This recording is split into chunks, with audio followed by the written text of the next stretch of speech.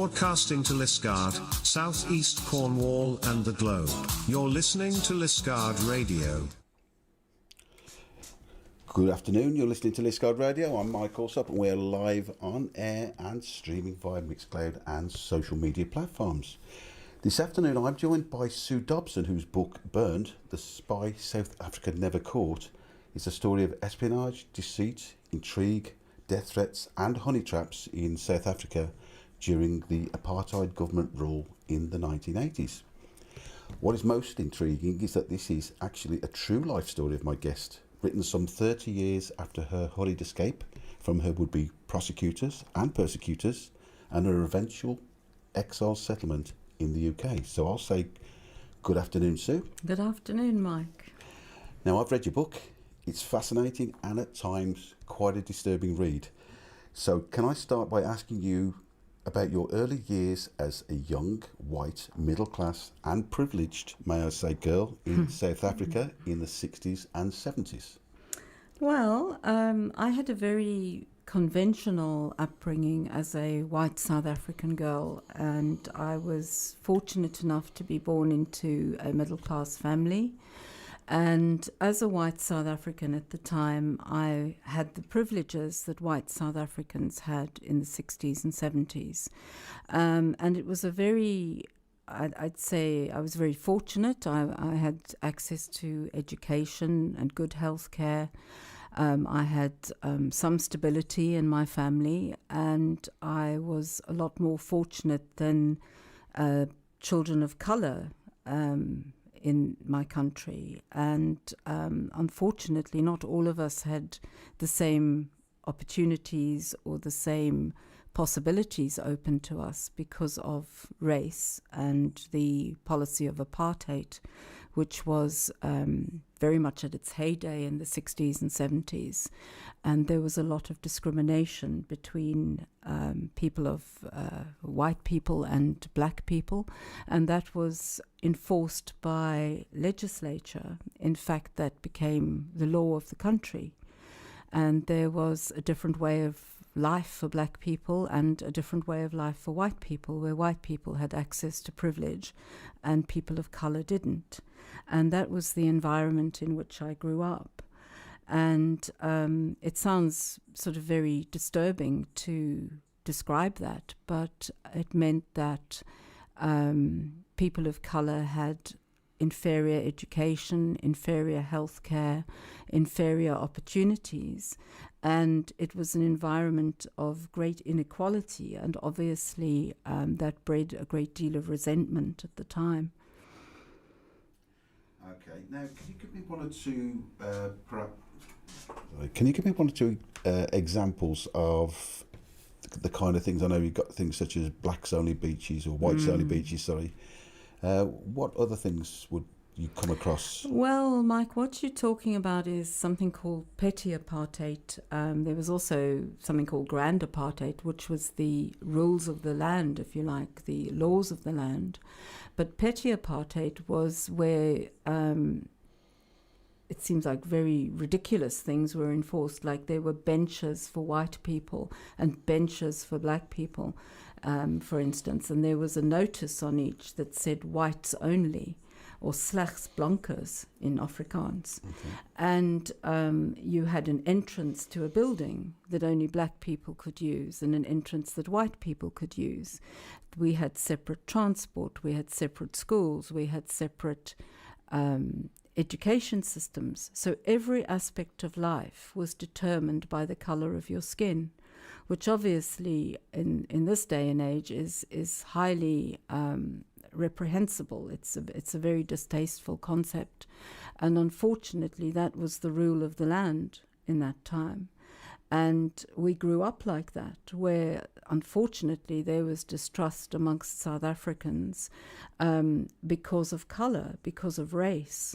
And whereas in ordinary circumstances one would not be conscious of race, in South Africa at that time one was acutely conscious of race and colour, and it became a huge issue.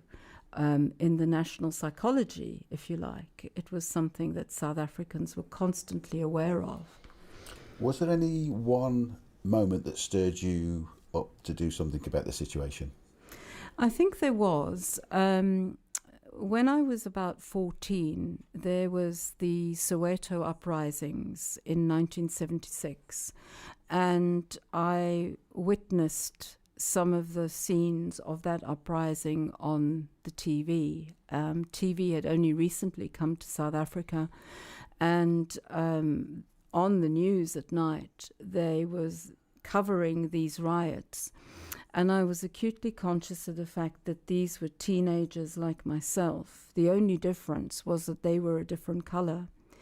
And it struck me that there was no one who was responsible for these kids, that they were going through this anger and this turmoil, and that they were actually protesting about something as basic as the medium of education that they were being taught in. They wanted to be taught in their own language, in their own mother tongue, which is a perfectly reasonable request, or in English. And the Afrikaner government at the time, the nationalist government, was forcing these children to be taught in Afrikaans. And they saw Afrikaans as the language of the oppressor, as the language of the government that upheld the policy of apartheid or discrimination amongst different races, and therefore they found this completely reprehensible.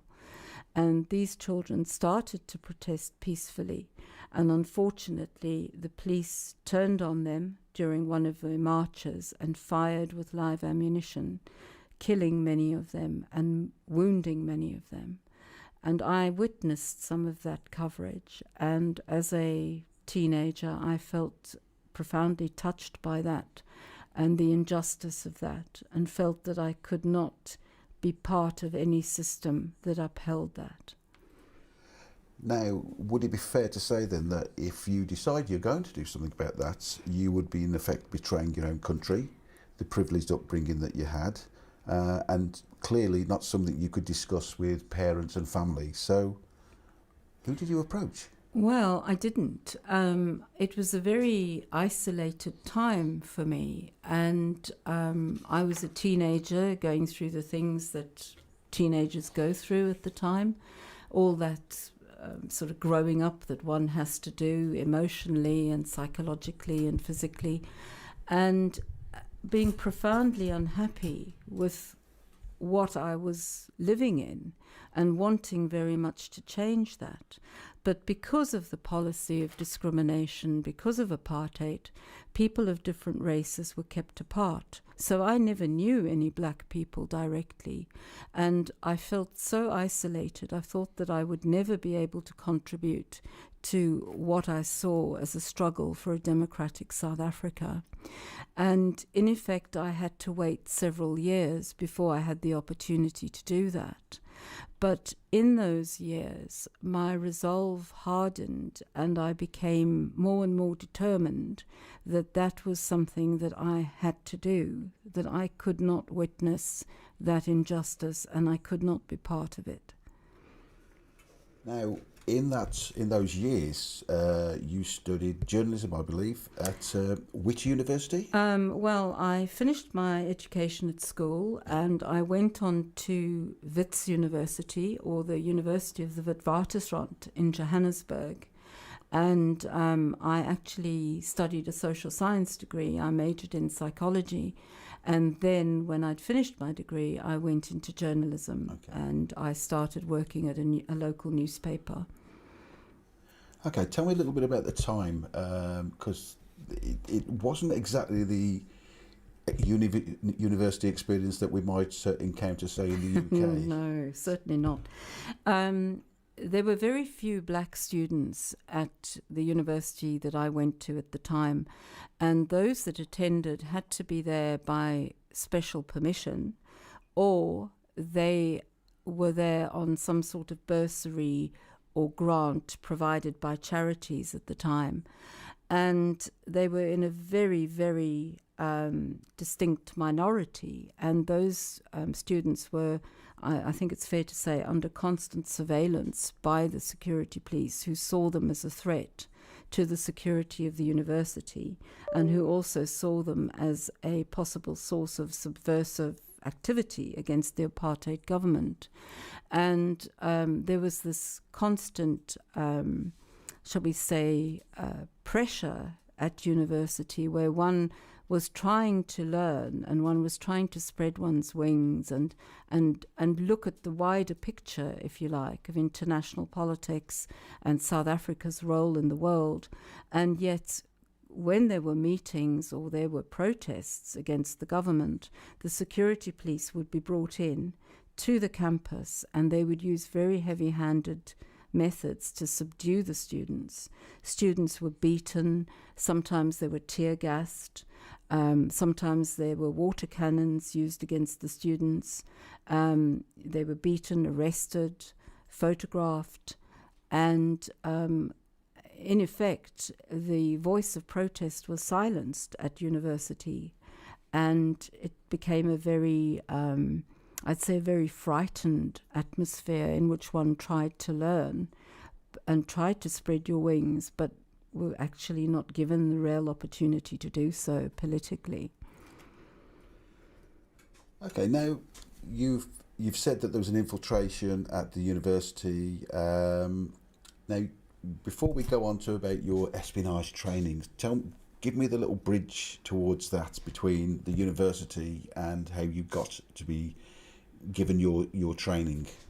Well, it sort of took place over a period of some years, and I was fortunate at the age of probably 18 or 19 to be introduced to a member of the ANC through a family contact, and I expressed my frustration at what I saw was going on around me and my wish to actually work for a democratic South Africa and to join the ANC, because I believed that the ANC was the way to achieve that. And then they had a document called the Freedom Charter, which outlined the aims for a democratic South Africa and what one would work towards and what one hoped to achieve.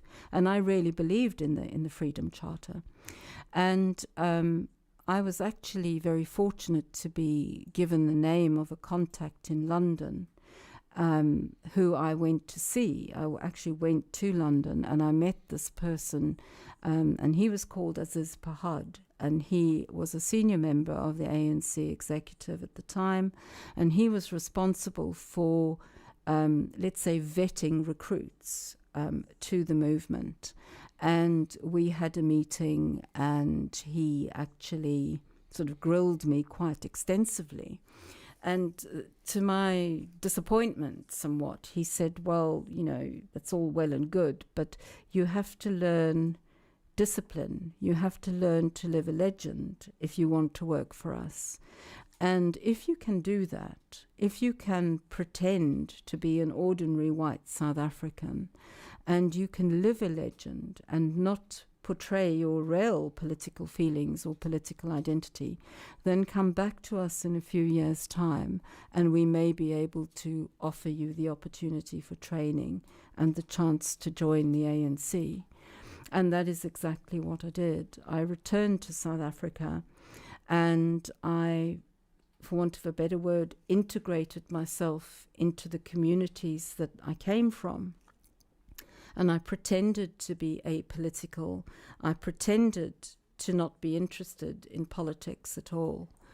And eventually, and we're talking about many years later, after I'd worked on several newspapers and after I'd worked in the broadcast field, I had the opportunity to return to London, and I met Ronnie Casrels, who was a military intelligence officer in the armed wing of the African National Congress called Umkhonto we Sizwe. And I was interviewed by Ronnie, I met him, and he offered me the opportunity for training as an intelligence officer and a position in the ANC. I mean, initially I would imagine they were very sceptical about you. You were a white person trying to join the ANC and help out, but then you passed and you're going on to your espionage training, or you were given it, but your training took place in Cold War Russia. It certainly did. Now, without going too far into modern day politics, it's probably fair to say that in the midst of the current Ukraine conflict, Vladimir Putin's Russia is considered almost globally hostile. Tell me about the 80s regime under Mikhail Gorbachev. Well, as you say, this was actually played out in the days of the Cold War.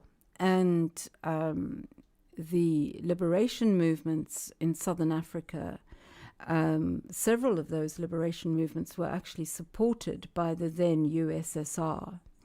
And the reason for that was that they felt that these governments were undergoing changes, and there were political changes that were moving towards socialism, and the USSR felt that they could actually nurture those changes politically, psychologically, educationally, if you like, and they became involved in the liberation struggle in several countries in Africa, and helped with education, helped with arming the struggle, helped with military combat work, if you like, education in the military field, and actually nurtured those liberation movements. And that was the case with the ANC, in that they received assistance from the Soviet Union, although that was kept extremely quiet at the time because it was considered extremely unpleasant. And even at that time, South Africans were very frightened of the Soviet Union. They felt that the Soviet Union wanted their natural resources, etc. This was all part of propaganda put out by the South African government at the time.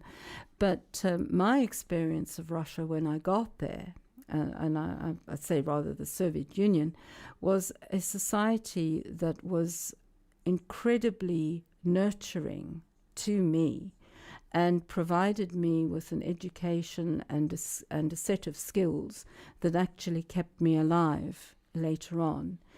And at that time, it was an incredibly interesting period in history, in Russian history, in that Mikhail Gorbachev was the president, and there was a policy of perestroika, or openness towards the West. And the West sort of greeted this with open arms, because they felt for the first time there was better communication with the Soviet Union, and that some of the hostilities of the past and history might actually be addressed, and that there could be better cooperation. And I certainly was very touched by what I saw, even on the streets in Moscow, where people would come and demonstrate for peace during their lunch breaks. They would go to the parks in Moscow, and you would see people holding placards saying, wanting peace, and speaking out against the possibility of Star Wars, which was something that Reagan was pursuing at the time. And what everyone wanted was global peace. Now, a couple of little stories I wanted. First and foremost, your training took about 7 months, am I right? It certainly did, and it was quite intensive. And so I'm going to lead you towards this by saying, how does a young lady disappear for 7 months?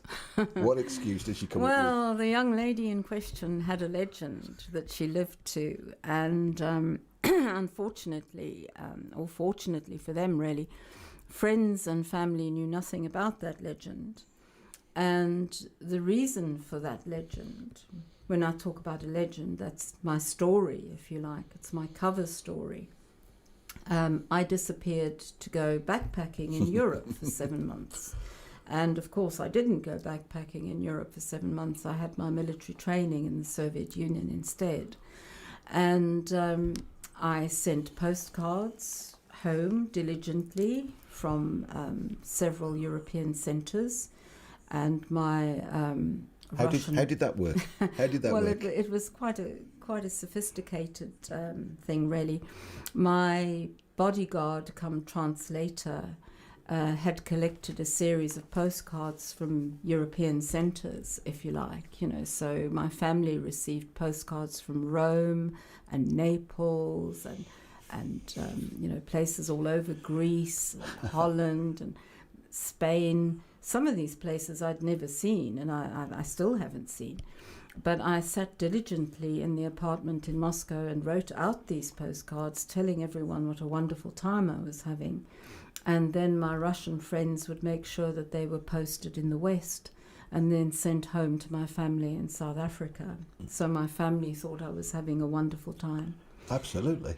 A bit sneaky, really. So your legend served you well? Oh, absolutely. Okay. And I mean, the reason to have a legend is that one actually has to believe in that legend and one has to live it and be extremely disciplined. And there is no such thing as having the opportunity to let your hair down or, you know, sort of talk about that to anybody. You just can't do that. You have to believe your legend and live your legend entirely in order to be successful.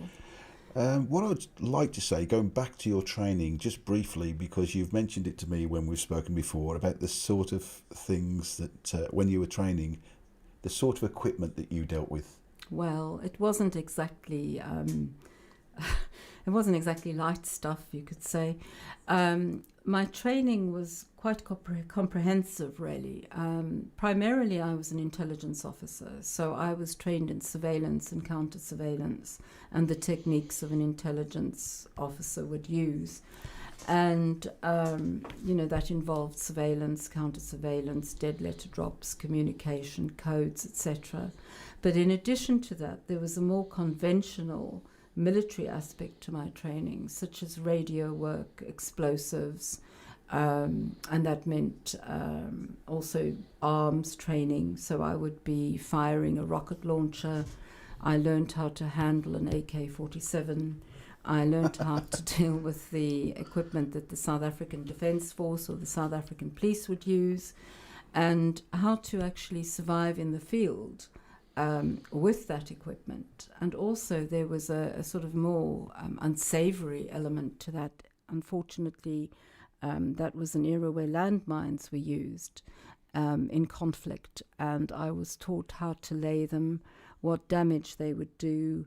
Also things like limpet mines, grenades, that sort of thing, booby traps, hand-to-hand combat, how to be a sniper, and all sorts of things like that. There was also a, you know, sort of political theory, if you like, the theory of socialism and communism, and also the history of the Soviet Union and the history of the Russian Revolution, and how one could actually learn from that and apply those techniques in modern day warfare.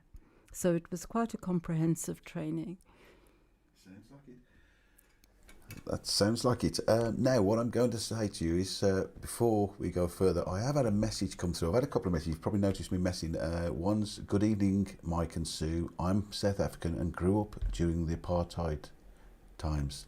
And I have so much respect for your bravery and your fight against the Apartheid. So that's very nice. So I've said I'd pass that on. Thank you. And I've got one or two other people that actually have South African backgrounds that are listening in tonight. Right, so sure. hopefully if they are there interested... may be some mixed feelings.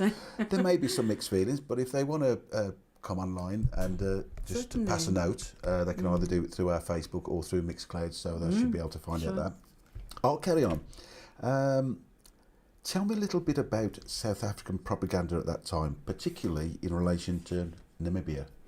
Well, I must say that Namibia, or what was known as Southwest Africa, or German Southwest Africa, was considered by many South Africans as to be an extension of South Africa.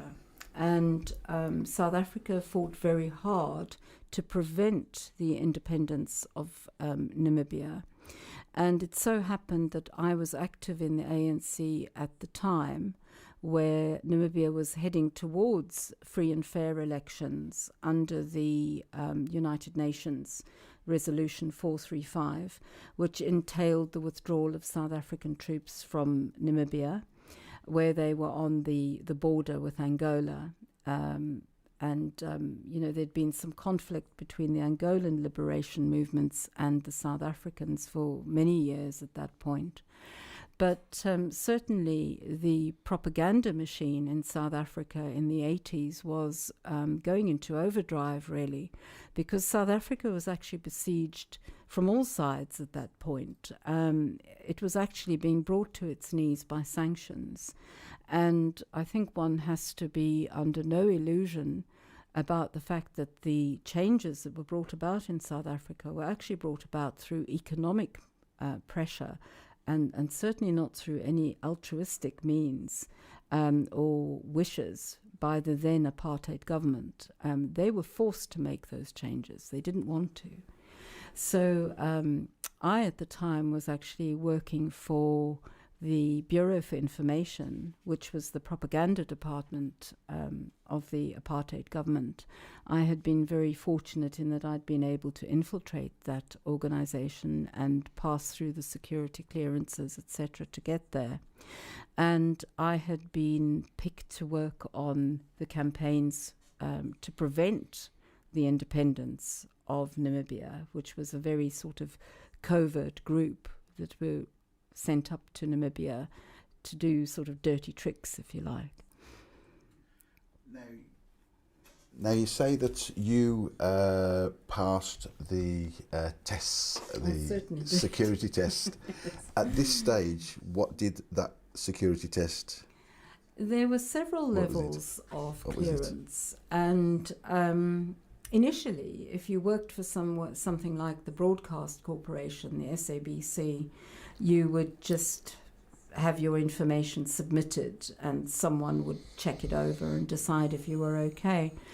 And the more involved you became in government departments, and I was very fortunate in that I had several opportunities present themselves to me where I could infiltrate government organizations and departments.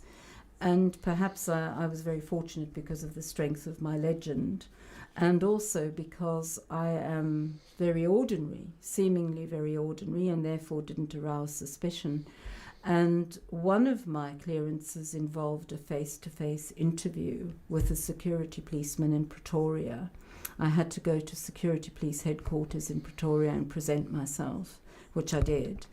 And this gentleman sort of looked me up and down, this sort of very unpleasant gentleman looked me up and down and said, "Hey lady, how do you feel about living next door to blacks?" And that was the extent of my security clearance. And I left and I passed, and that was that. There were only two answers, weren't there? Well, yeah, absolutely. And, you know... You picked the right one. I certainly did. And I was quite astonished at the method of delivery, if you like. I was expecting something a lot more rigorous, but that's what I got. And then as you became, I suppose, more entrenched in a government department, so your security clearance changed. And if you had any contact with government ministers or the state president at the time, who was F.W. de Klerk, you would have to undergo the third degree, if you like, it sounds ominous, of security clearance, which was a lot more rigorous. And they would look at family contacts, etc., which was how my cover was blown eventually. Well, we'll come back to that in a bit, because there's one or two things. I mean, I believe that you were able to interview the likes of Peek Botha, the South African Minister of Internal Affairs. But then you met with a colonel of the police. I did. A certain Mr. Eston de Bruyn. Have I said it right? Yes, you did. Eston de Bruyn. So, a three-part question. What was he involved in? How did you meet him? And basically, who was he? Well, it's sort of quite a big question, that. I was very fortunate in that, as a journalist working for the Bureau for Information, I worked on a political journal, and that political journal was called RSA Policy Review, which was dead boring, really. It was just interviews with these really boring hideous government ministers, and talking about the policies and the changes they were making, etc. But some of those interviews were actually quite important and quite strategic, and one of them was with Pik Botha, who was then the Minister of Foreign Affairs, and Pik Botha was very much involved in the creation and the carrying out of a program to destabilize the United Nations Resolution 435 for the independence of Namibia and for free and fair elections for Namibia. And we had quite a rigorous interview, but it had to be completely vetted by Pik himself. He had to agree on all the questions.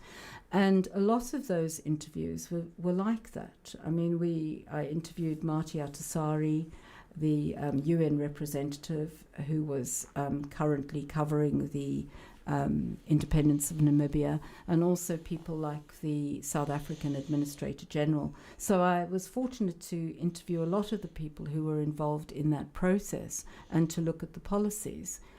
And part of that was also to go up to the Northern Territory, Oshakati and Ondangwa, where the troops were allegedly withdrawing from Namibia. In actual fact, the withdrawal of South African troops was very slow, and there was still the operation of a paramilitary group called Kufut up there, and they were actually eliminating the SWAPO cadres, the fighters who represented the Southwest Africa People's Organization, who were working towards the independence of Namibia. Kufut would eliminate those fighters as they came over the border. And all this activity was actually still going on, despite Resolution 435 wanting that to cease. And Eston de Bruyn was the police representative up in that area. And as a result, he had a lot of the information about what was going on at that particular time, and he was an extremely useful contact to have, and that was a contact that I sought out, obviously. Okay. Now, this is what became the honey trap. It is, and I must mention also that Eston, that's not his real name, but we've had to give him another name for the purpose of the book. Yeah. And so, how did that come about? Well, let me put it this way. The honey trap is perhaps a less conventional method of extracting information from a significant person.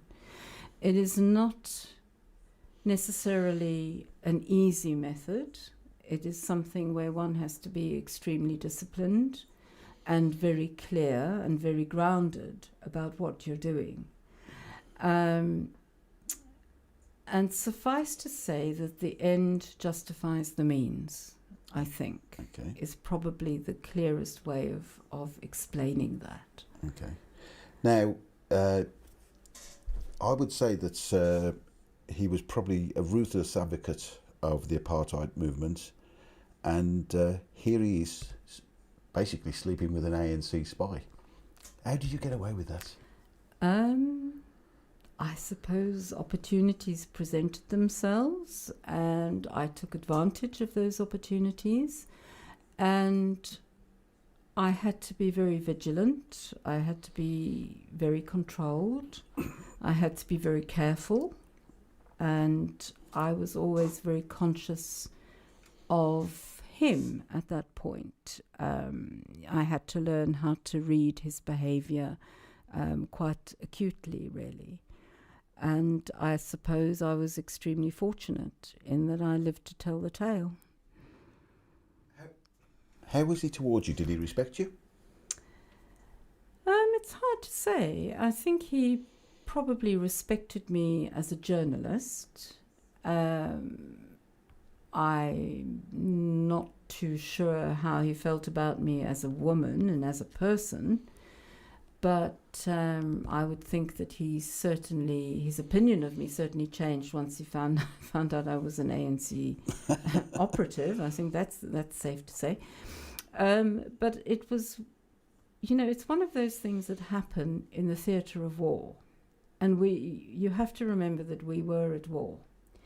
And we had an enemy, and there are certain techniques and certain operations that take place in the theatre of war that may seem unpalatable or unconventional. But once again, the end justifies the means. And that is something I think that one has to keep in the forefront of your mind. Is this something that you did off your own initiative when the opportunity presented itself, or did you get clearance to do this? I was not given clearance, and did you ask for clearance? I did ask for clearance, and because of the lines of communication being, I'd say, somewhat muddied by, I'm not quite sure what, I must stress also that communication was extremely difficult with your handler. And, one couldn't meet in South Africa. One had to meet in neighbouring countries. And it was very difficult to receive instruction, and it was very difficult to interpret that. And certainly, if you're operating in a very tight time schedule and you have to take advantage of those opportunities when they present themselves, then sometimes you can't lean very heavily on your handler. You have to take initiative. You have to have the confidence and the strength in order to do that. And opportunities are very important, I think, in intelligence work. And one has to take advantage of those opportunities and fly with them when they present themselves. And that really, I think, explains, probably to the best of my ability, what happened with the honey trap affair, in that there was a series of opportunities that presented themselves, and I flew with those. And I tried to get feedback, I tried to get guidance, I tried to get instruction, but communication was not what it should be. And unfortunately, there weren't clear communications on that. Okay, now, having read your book, there were two occasions that I found quite fascinating. Firstly, the occasion where you were left alone at de Bruyn's house. Right. And you had the opportunity to search for...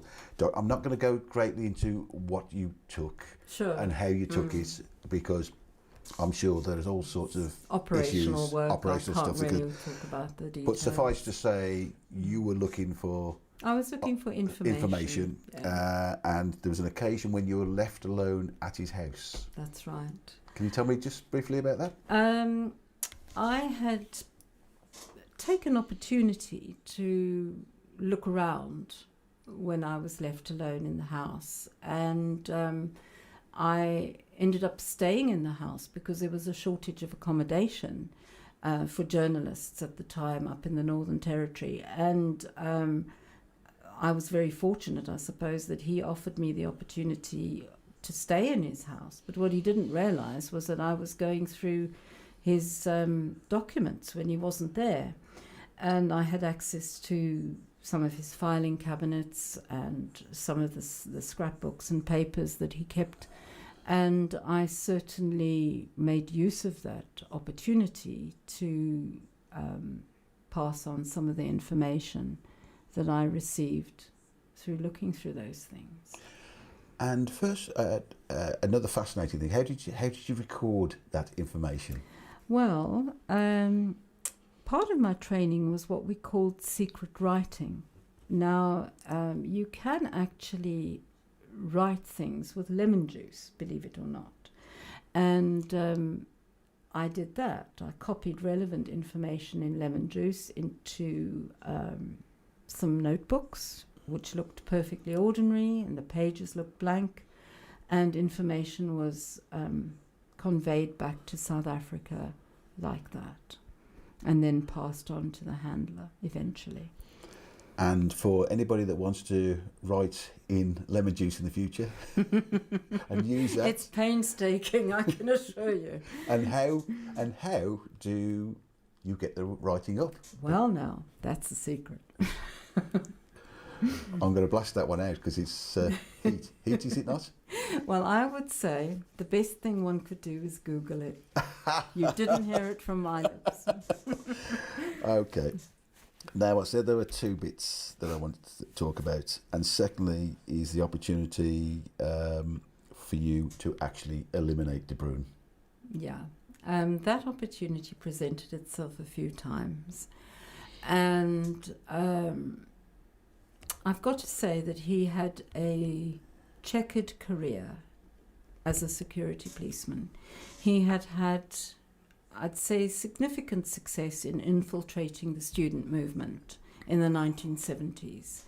And as a result of that, some of the intelligence he passed on as a security policeman in the South African security police force was that those student leaders or student members had actually been arrested and sometimes tortured, and they had paid the price for what they believed in. So he was, to some extent, a well-known character to the ANC. And this was including at your own university? This was at my university, and in fact this was a point of contact really between us, in that we had both been on the same campus, and we, not at the same time, but we had shared similar experiences of university life.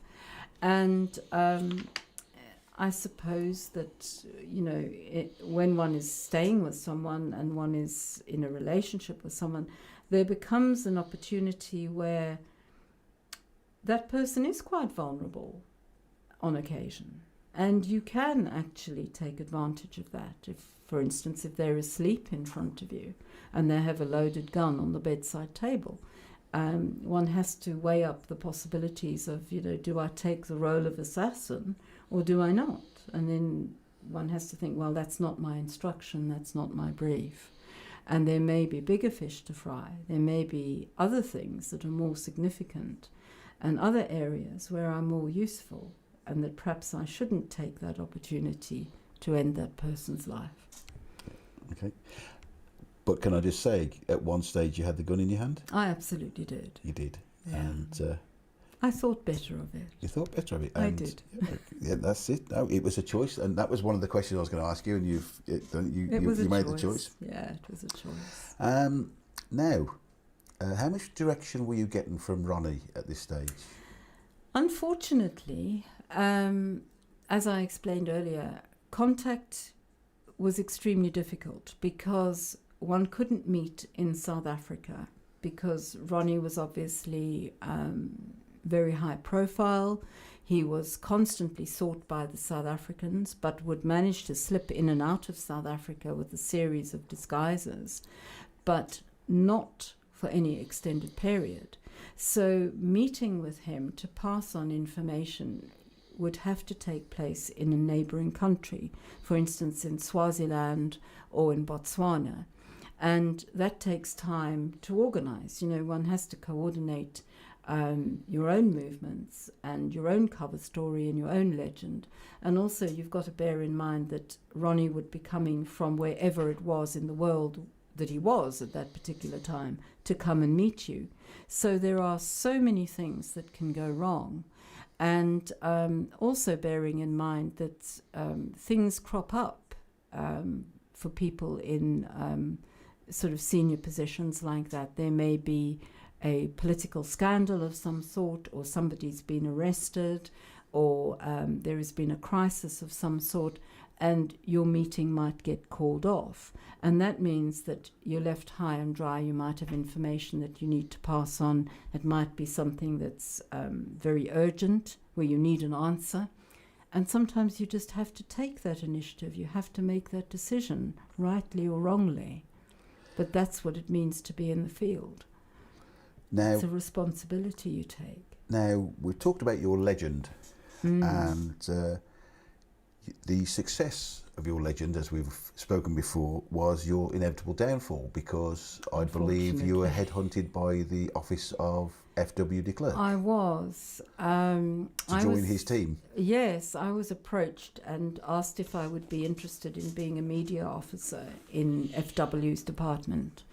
And for an intelligence operative, it was an absolute wonderful opportunity that could not be overlooked. And I was aware at the time that this was potentially extremely dangerous, and that perhaps it was going too fast, too quickly, too high, and we would have to go through the security clearance, the inevitable security clearance, to get close to FW. And again, I wasn't able to take advice. I wasn't able to take instruction on that. And I made the decision that this was worth doing. And that certainly if I had managed to bluff my way through previous security clearances, I would probably be able to get myself through this one. And that's what I tried to do. Okay. And unfortunately, that's where they checked up and they found the ANC family connection. So, tell me about that phone call. That phone call, well, that was a phone call I will never forget. It was the phone call that changed the course of my life. I was in the house in Namibia where I was, as I said, I was part of the Dirty Tricks campaign.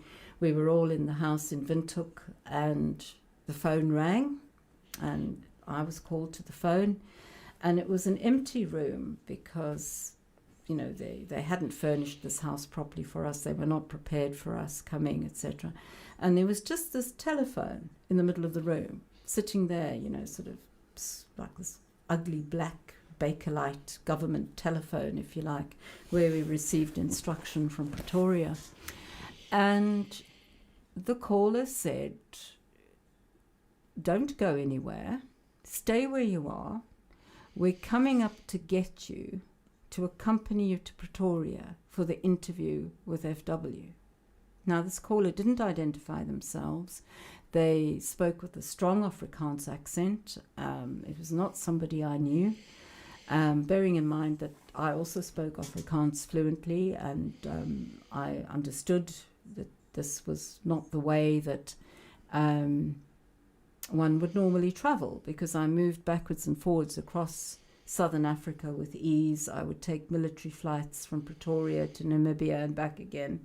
And I knew that I certainly didn't need somebody to accompany me. And I realized then that the game was up and that it must have been the security clearance. And it turned out that that was the case. And how did you escape? I mean, surveillance must have been all over you like a rash. Well, I said before, I'm very ordinary. I'm very usual. There's nothing interesting really about me. Apart from the odd AK-45 and landmine, yes. Apart from those little things. Okay, well, but apart from those. Apart from those little things. But, I didn't really elicit suspicion. And I think that I waited until the middle of the night, and I let myself out of the government house we were staying in, and I took one of the government cars we had at our disposal, and I drove to the United Nations base in Windhoek, and I explained who I was, and they were sort of quite astonished as to what they were hearing. And one thing they did do was they called the two Russian representatives who had just arrived in Namibia, who really didn't want to know anything about me. They were on their way to a cocktail party and they didn't want to be bothered. But what they did do is they sent a telex to Moscow, and my identity was confirmed and my code name was identified and confirmed. I was known as Diana. And they verified who I was, but they said, "We're sorry, we can't help you." And then I decided I have to go it alone. And that's how I escaped. I hired a car, actually, and drove from Namibia back into South Africa, because that's a route they wouldn't have expected me to take, and then to Gaborone in Botswana, where I contacted the Soviet mission, and they helped me. Okay, so I'm guessing there were a lot of mistakes that were made by your pursuers. There certainly were. That enabled you to escape. There were. One story I would like to ask you about, because it seems a little bit surreal, a little bit frightening, but also somewhat comical. And I'm sure this was absolutely frightening at the time. In fact, it was we've just got terrifying. one of our listeners just written in and said that you must have been petrified when you had that phone call. Oh wow! And now you got the fight or flight, and you're flying. Absolutely, I didn't stop to think. I think it was a question of adrenaline taking over, and I mean, I had prepared myself so many times over the years for that phone call. I was waiting for that phone call. Part of me always was waiting for that phone call, and I just knew that I had to go. At least it was a phone call, not a tap on the shoulder. I think I was very fortunate. Very, very fortunate. Now, going back to this story, I'm talking about the inverted commas Weeble. Weeble. And his white Toyota. So Weeble was delightful. He was a mockery of provincial South African security police at that time, and he was just comical, really. And I had picked up surveillance. In fact, I'd picked up surveillance a few times on my way out, on my journey, on my escape.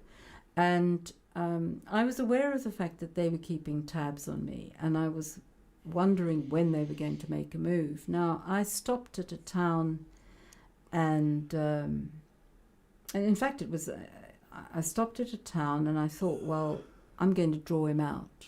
I want to see who this is. So I parked the car and I went into a wimpy bar and had a coffee, etc. And this chap followed me in, and he obviously hated the sight of me. He knew exactly what I was and who I was, and he just wanted to have a go at me. And I managed to draw him out in that I sort of disappeared to the ladies, and he followed me.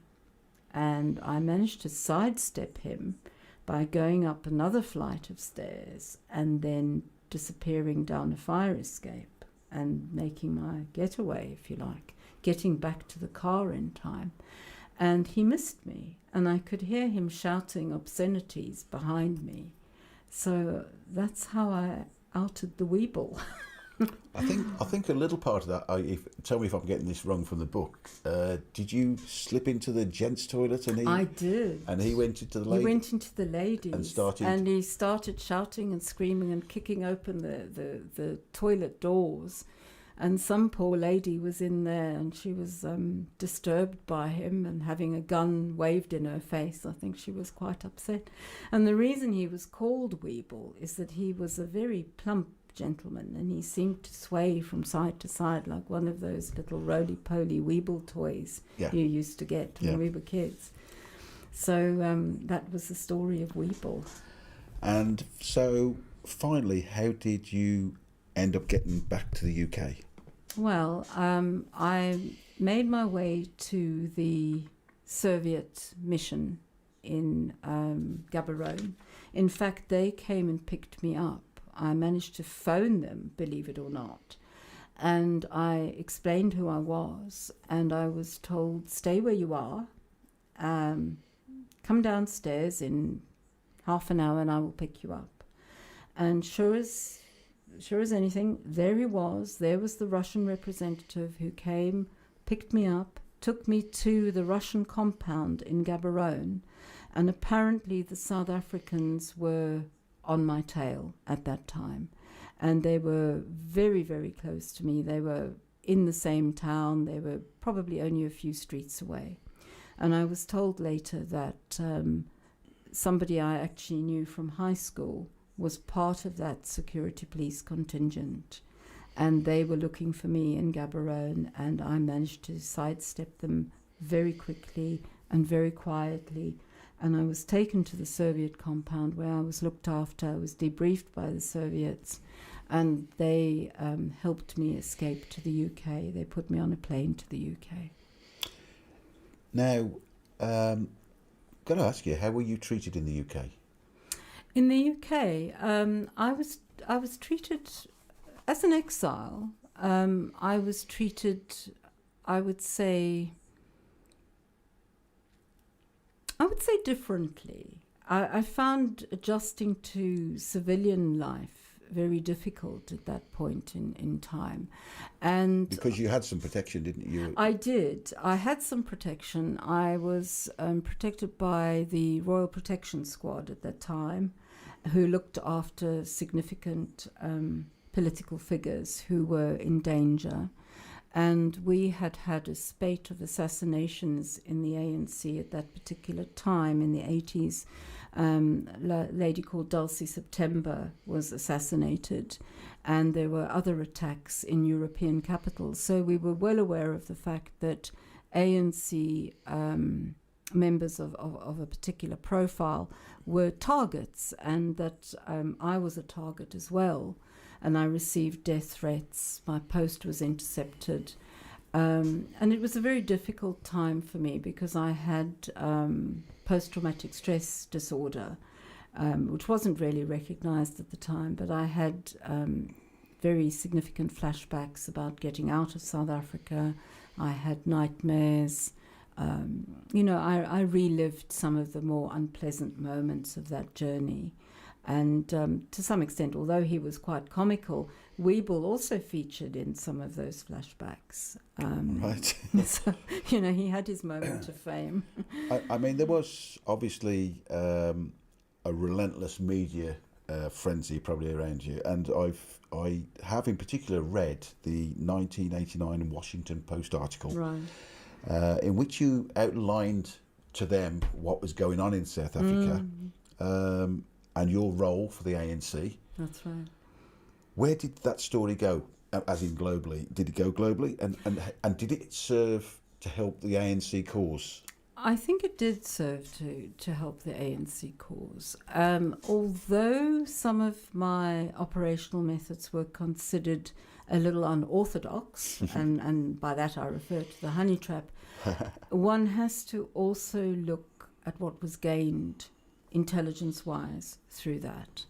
And what South Africa was trying to do at the time in Namibia was to destabilize the elections and to influence the majority win that SWAPO would have in elections. And they did that.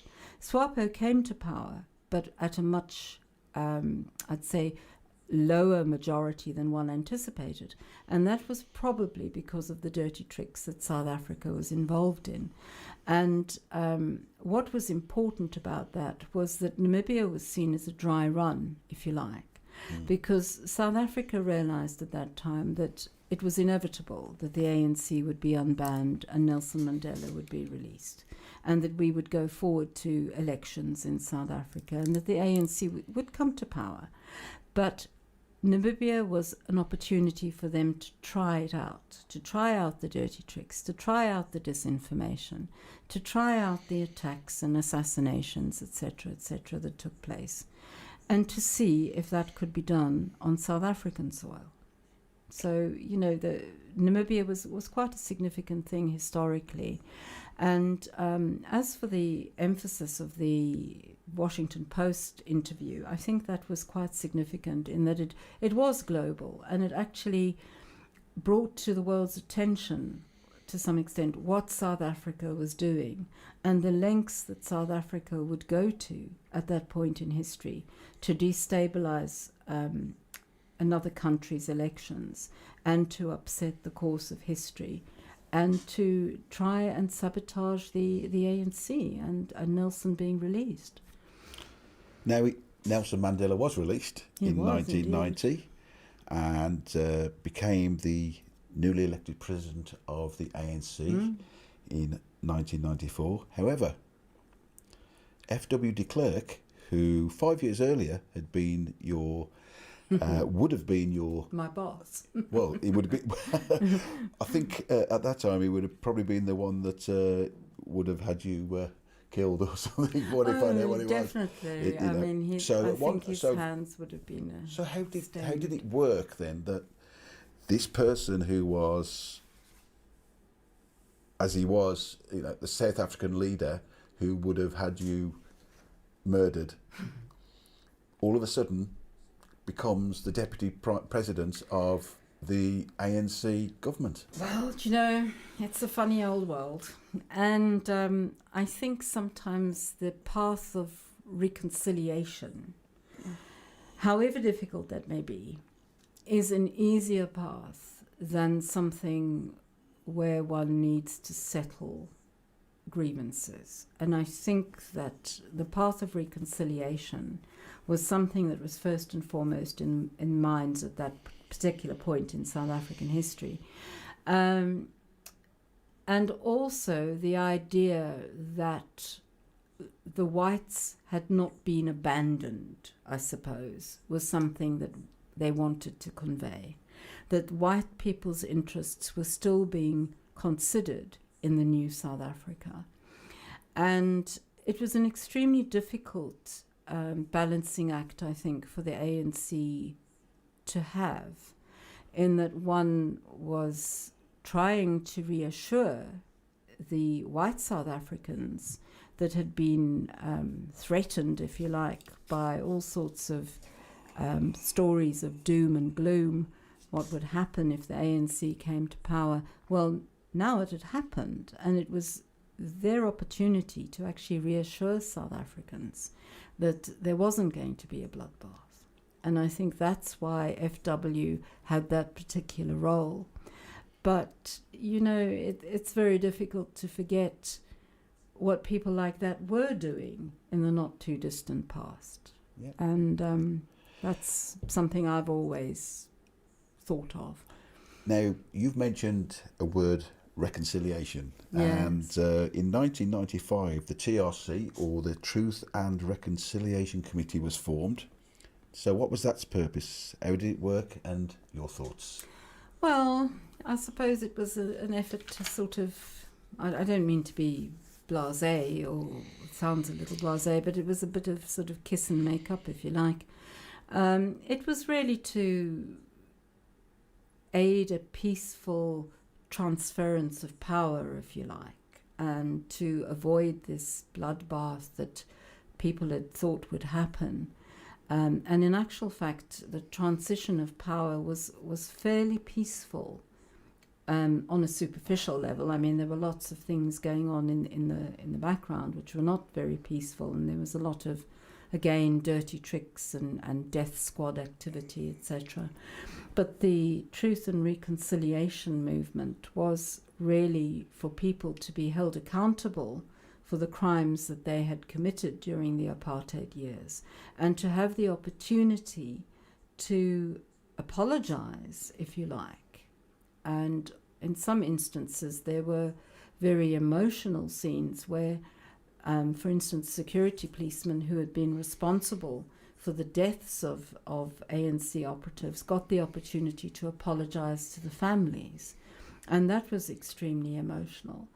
My problem with the TRC is that I felt it didn't go strong. It didn't go in near far enough, rather. I felt that, yes, those people were held accountable, but what were the consequences? They were held accountable, but there were no consequences. And I want to know why there weren't those consequences.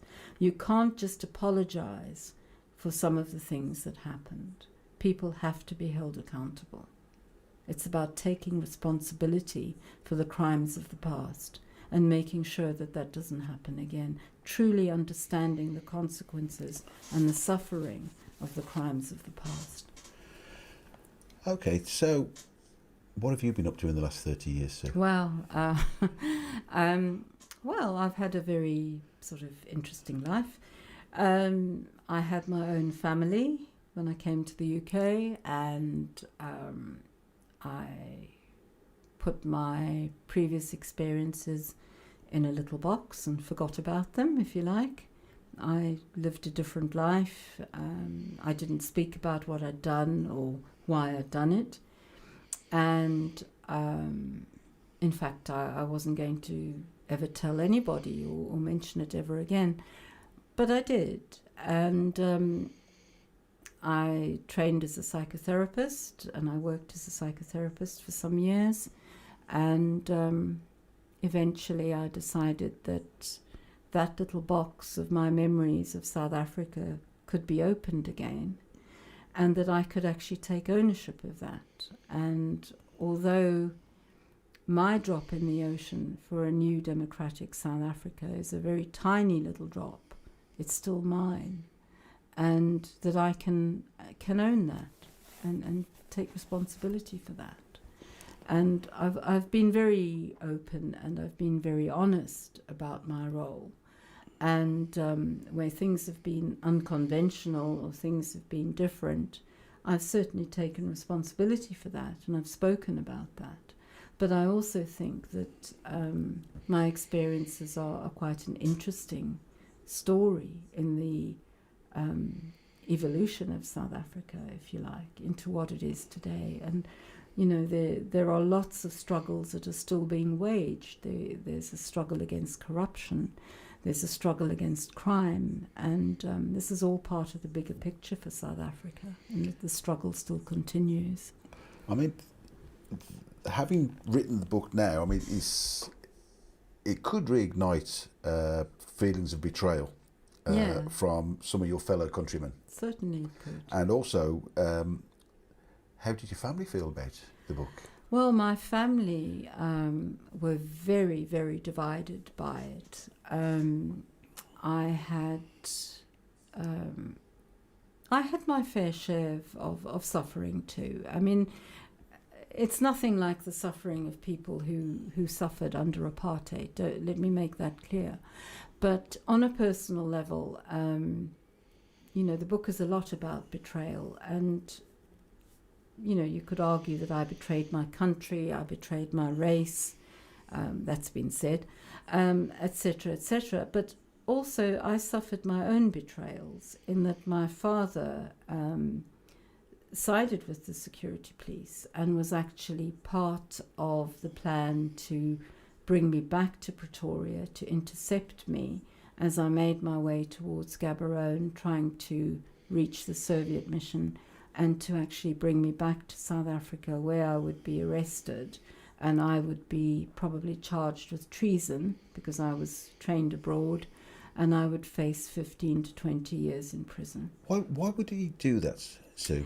I suppose, you know, embarrassment, shame, disappointment. I suppose that he didn't expect his only child to do that, and he wanted to distance himself from that, and in the process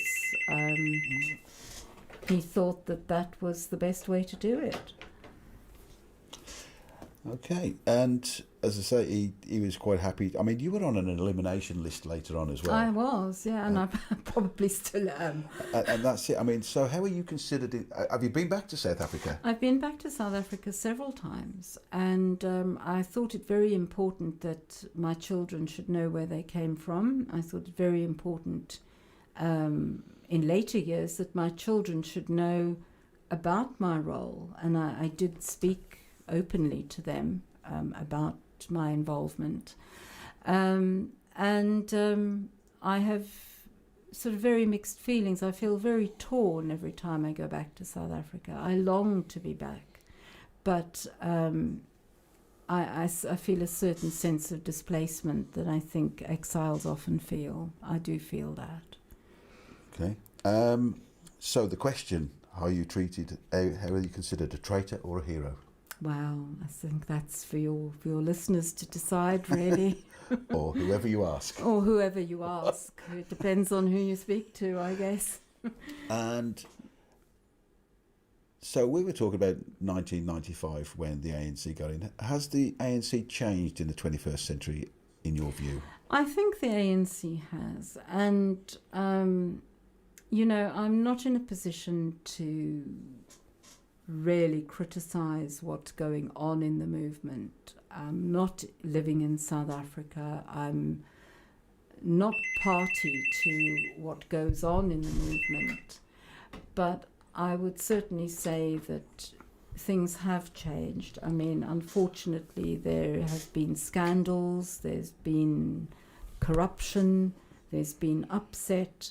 And I think all of that has served to destabilise the image of the movement and certainly move it away from the organisation that I believed in all those years ago. And, you know, there's some distance between what the organisation is now to the Freedom Charter, which is what we upheld and worked towards. So, In your book, one of your concluding chapters is entitled "The Psyche of a Spy."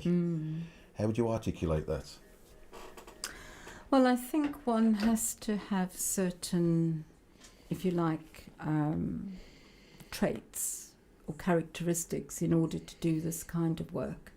And one has to be able to distance yourself, if you like, from the consequences, emotional consequences of your actions. And by all means, you are taking responsibility for those things by carrying out those actions.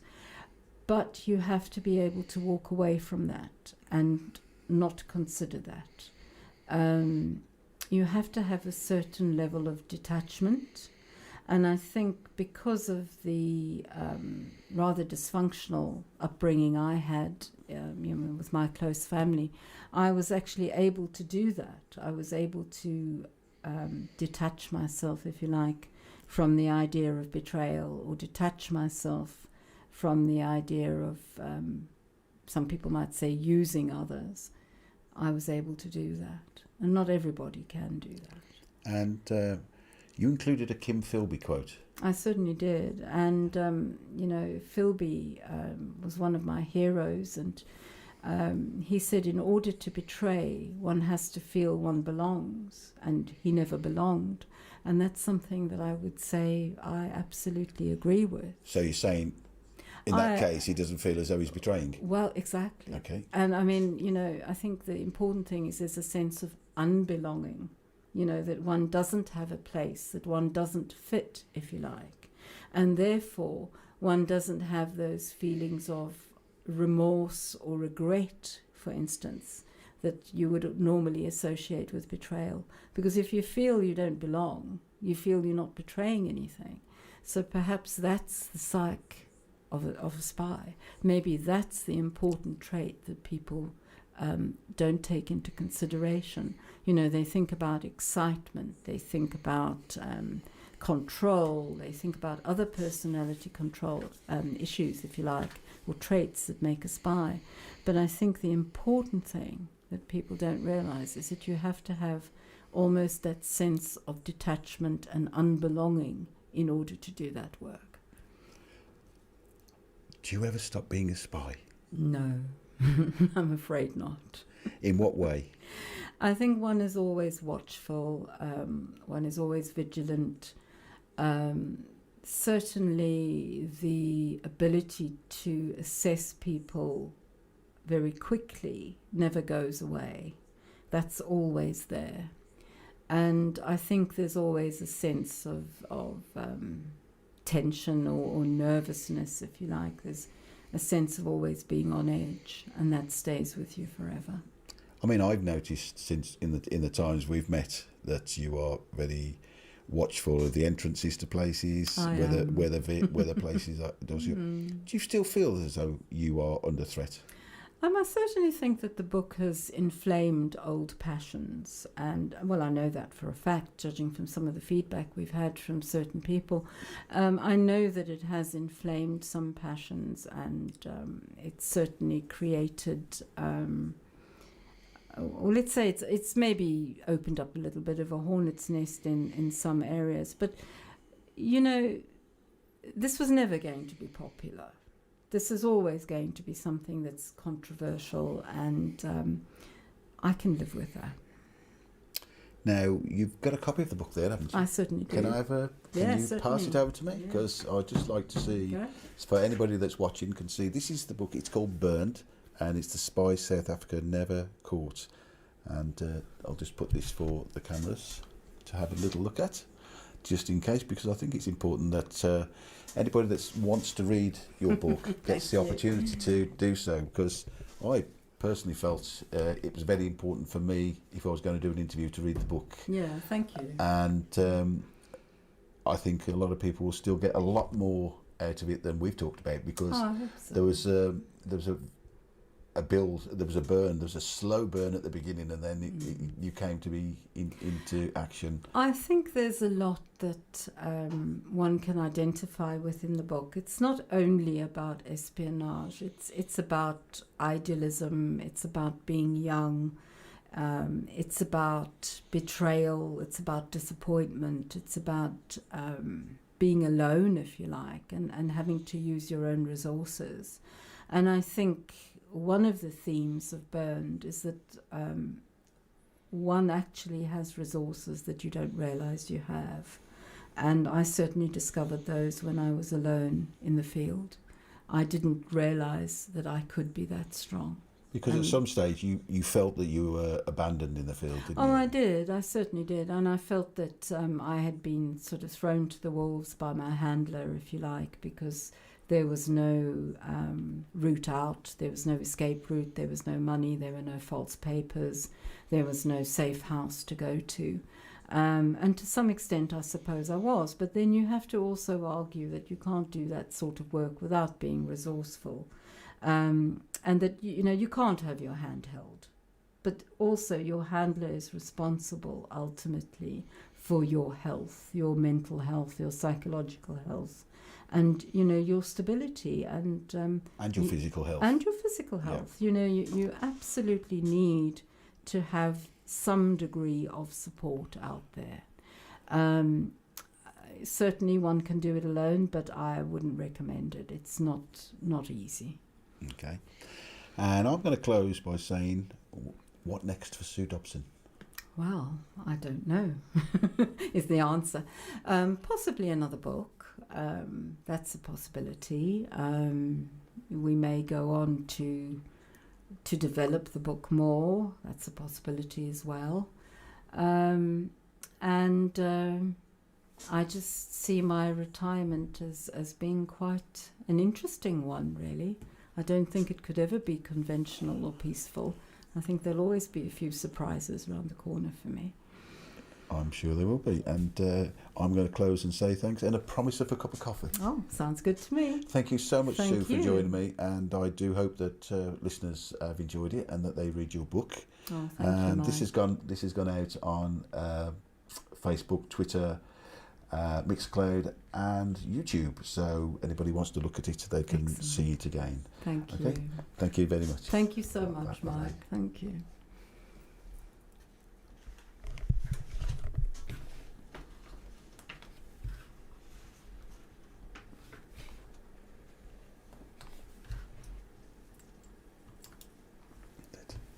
All done. Sorry, I was just trying to do 2 or 3 things.